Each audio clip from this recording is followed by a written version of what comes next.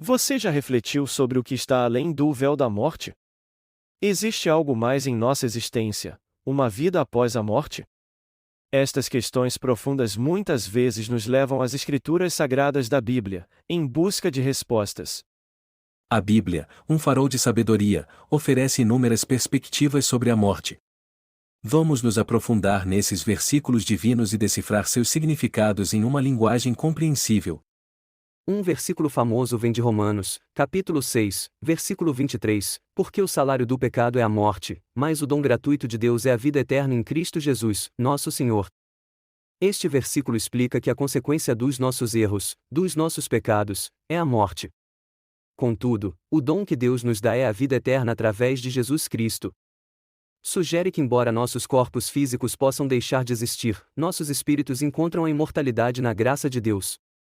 Em João, capítulo 11, versículo 25, então Jesus declarou: Eu sou a ressurreição e a vida. Quem crê em mim, ainda que morra, viverá. Aqui, Jesus nos garante que mesmo que nossos corpos morram, nossas almas continuarão a viver se tivermos fé nele. Reforça o conceito de imortalidade espiritual e vida após a morte.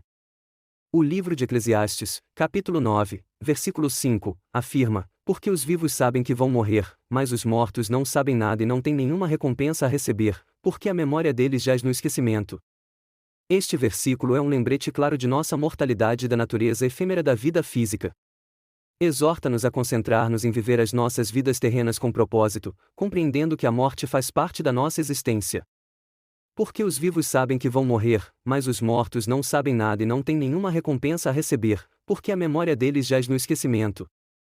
Extraído do Salmo, capítulo 116, versículo 15, preciosa é aos olhos do Senhor a morte dos seus santos. Este versículo implica que Deus valoriza tanto a vida de seus servos fiéis que a morte deles é preciosa para ele. É reconfortante pensar que a morte não é um fim, mas uma transição para uma nova forma de existência na presença de Deus. Agora, vamos resumir o que aprendemos na Bíblia sobre a morte. Em primeiro lugar, a Bíblia nos ensina que a morte não é um fim, mas uma transição. Nossos corpos físicos podem morrer, mas nossas almas continuam a viver. Em segundo lugar, a Bíblia encoraja-nos a viver as nossas vidas terrenas com propósito, sabendo que a morte faz parte da nossa existência. Em terceiro lugar, a Bíblia assegura-nos que Deus valoriza a vida dos seus servos fiéis na medida em que a sua morte é preciosa para ele. Por último, a Bíblia nos promete vida eterna através de Jesus Cristo se acreditarmos nele. Esses insights da Bíblia oferecem conforto, esperança e uma nova perspectiva sobre a morte.